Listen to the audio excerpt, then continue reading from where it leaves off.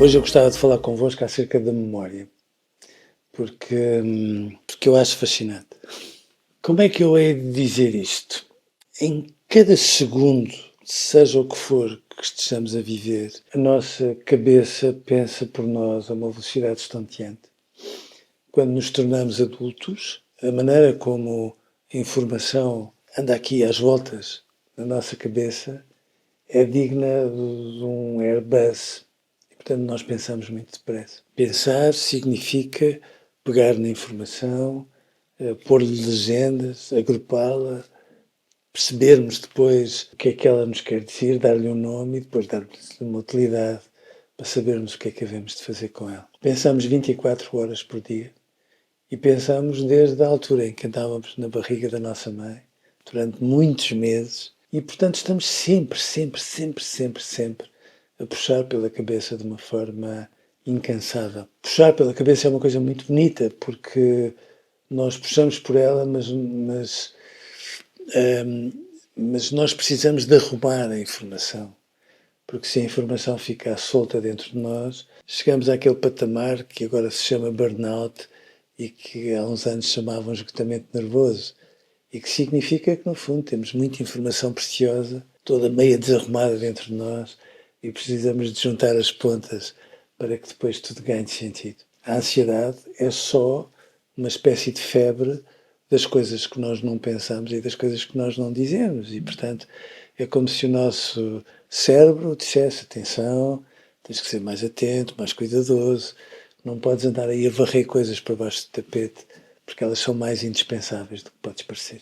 O que é fantástico nisto tudo é que todos fomos muito mal educados para aquilo que se passa dentro de nós. E fomos dando a entender que, por exemplo, um número era uma coisa mais séria do que a palavra, porque a palavra era uma coisa mais falsificada, mais falsificável, talvez, mais afetiva, mais suscetível de pormos afetos, e sempre falámos dos afetos como uma coisa que enviesa o nosso conhecimento e que, de alguma forma, torna opaca, obscura toda a informação que chega dentro de nós. Todos nós temos emoções, todos.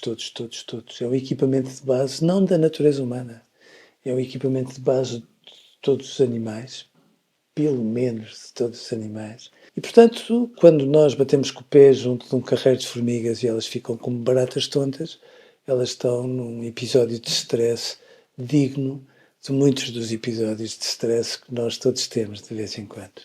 O que é o stress? No fundo, é convivermos com um conjunto de emoções que não percebemos em tempo real, o que nos faz reagir numa espécie de alarme que dá um jeitaço. Porque quando nós reagimos nessa espécie de alarme, o nosso corpo tem muitas transformações, ficamos mais quentes, por isso é que coramos. O nosso desodorizante fica palerma e o odor corporal torna-se mais exuberante, porque isso afasta os outros animais. Ficamos muito mais salinos, mais transpirados, o que faz com que animais mais transpirados não são propriamente os animais mais apelativos do mundo e, portanto, impomos alguma distância sem darmos por isso. As emoções são formas sofisticadíssimas de pensar e, vá-se lá saber porquê, nós passamos a vida a dar a entender que são escorregadias, que falsificam o nosso olhar e que não são um bem precioso, como na verdade são.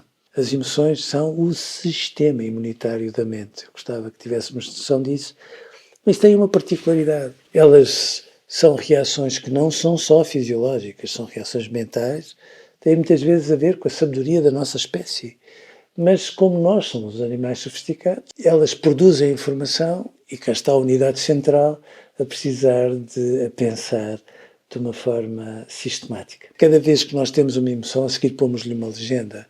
E quando nós pomos um nome à emoção, ela transforma-se num sentimento. E, portanto, não há nenhuma informação do mundo que nós consumamos, digamos assim, que não seja alavancada por sentimentos. Em boa verdade, nós não nascemos mais aptos para a matemática do que para o português, por exemplo. Quando não gostamos de português, provavelmente não gostamos daquilo que um professor nos ensinou a temer e, portanto, não gostamos daquilo que nos ajudou a sentir quando era suposto que nos tivesse auxiliado para degustar e perceber o português de outra maneira. Nós produzimos sentimentos em tempo real ao longo de 24 horas. A grande vantagem dos sentimentos é que eles depois batem numa zona do sistema nervoso, que muitas vezes se chama sistema límbico, e que imediatamente os transforma em imagens. Ou seja, se me perguntarem qual é a linguagem saudável, normal, do sistema nervoso, a imaginação. A capacidade de nós produzirmos imagens e recombinarmos imagens. Dir-me-ão assim, mas atenção, a escola às vezes não dá muito valor à imaginação. Pois não, porque a escola às vezes vive no século XIX e imagina que as crianças são macacos de imitação, que têm que repetir e repetir de forma mecânica e ninguém aprende repetindo de forma mecânica. Elas aprendem quando pegam nesta imaginação e a verbalizam, porque depois há esta particularidade que só é possível no ser humano. Quando nós produzimos estas imagens, depois há aqui uma zona absolutamente fundamental para orquestrar tudo o que se passa dentro de nós, que é a palavra. Nós precisamos de ir da imaginação à palavra para que finalmente possamos perceber o que se passa dentro de nós e à nossa volta e possamos fazer uma coisa que eu acho que é deliciosa. Nós temos um equipamento de base que gera trilhões de bits de informação por segundo. E depois nós somos tão inacreditavelmente capazes que destes trilhões selecionamos 10 bits. Basicamente, nós, tudo aquilo que chega até nós, vamos elegendo aquilo que entendemos que é o mais importante, mas todavia não basta ingerir. Precisamos de degustar para perceber, para depois pôr um nome, para finalmente conhecer. O sistema nervoso serve para produzir conhecimento e todos nós fomos um bocadinho mal educados para isso. Há uma diferença entre a vida mental e a saúde mental. A vida mental faz produzindo conhecimento, a saúde mental só existe quando nós não viramos as costas ao conhecimento e não o tratamos, digamos assim, desculpem, a pontapé. O sistema nervoso está-nos sempre a dar coisas inacreditáveis para nós conhecermos e nós teimosamente viramos as costas a muitas delas e, portanto, a saúde mental é uma forma de nós às vezes nos desencontrarmos das coisas magníficas que a vida mental nos traz e, portanto, a saúde mental constipa-se só porque nós às vezes não somos tão bem educados para a vida mental como devíamos. A memória precisa de tudo isto. A memória, no final de contas, é fundamentalmente uma memória feita de imagens sensoriais que nós usamos para microfilmar a realidade.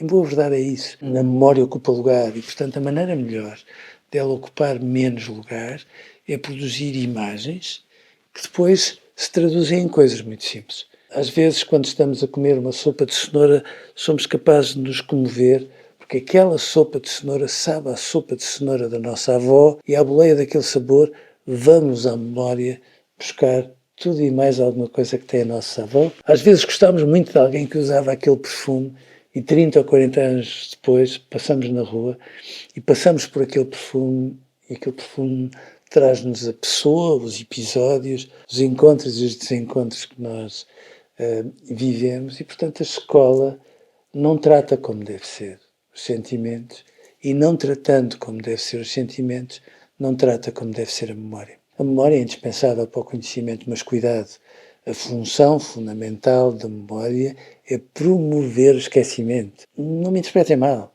É nós podermos ligar as coisas dentro de nós, que dos acontecimentos todos se traduz uma infinidade de sabedorias. Eu fico sempre preocupado com aqueles alunos que sabem a página de um texto, porque esta memória que é quase obsessiva não é bem memória. Memória é sempre a reconstrução. E por isso é que quem conta um conto acrescenta-lhe um ponto. E é nessas circunstâncias que eu acho que é muito importante que nós possamos perceber que falar de saúde mental não é ajudar as crianças a controlarem as emoções. Falar de saúde mental é ajudarmos as crianças e os adolescentes a descobrirem como é que funcionam por dentro, como são sábias e como às vezes a escola, sem querer, reprime e censura toda esta sabedoria. A memória é aquilo que faz com que, de facto, as pessoas vivam para sempre dentro de nós. E é verdade que quando nós compreendemos qualquer coisa, isso significa que nós desconstruímos aquilo que estamos a sentir e a partir do emocional somos capazes de ficar para sempre com esses acontecimentos dentro de nós. Uma memória fotográfica nunca é memória, é traumatismo. E a experiência disso são aqueles episódios em que nós fomos expostos a perigos e às vezes nos magoámos muito e que nós repetimos uma vez e duas e três e mil e aquilo que muitas vezes chamam neuroses de guerra que acontecem nas pessoas que são expostas a traumatismos terríveis, porque de facto, quando nós repetimos fotograficamente uma memória, estamos ainda à procura de perceber qual é o sentido que nós temos dentro de nós para esse tipo de experiências e onde é que nós estávamos quando nos deixámos expor a todas elas. Perceber a dimensão emocional da memória é educarmos-nos para a sabedoria. Mas cuidado, não vale a pena imaginarmos que há um saber subjetivo e um saber objetivo e que o objetivo é aquilo que nos torna mais sábios. É exatamente ao contrário. Quem passa a vida a fintar um saber subjetivo cola conhecimentos, nunca pensa com eles. E é essa a diferença fundamental da memória. É ela que traz a criatividade, é ela que traz a dimensão estética, é ela que nos permite ir mais além e, portanto, fugirmos daquilo que sentimos, fugirmos de tudo o que é emocional, afetivo e imaginativo dentro de nós, significa fugirmos do melhor de nós e, portanto, indo por aí, para que é que isso serve?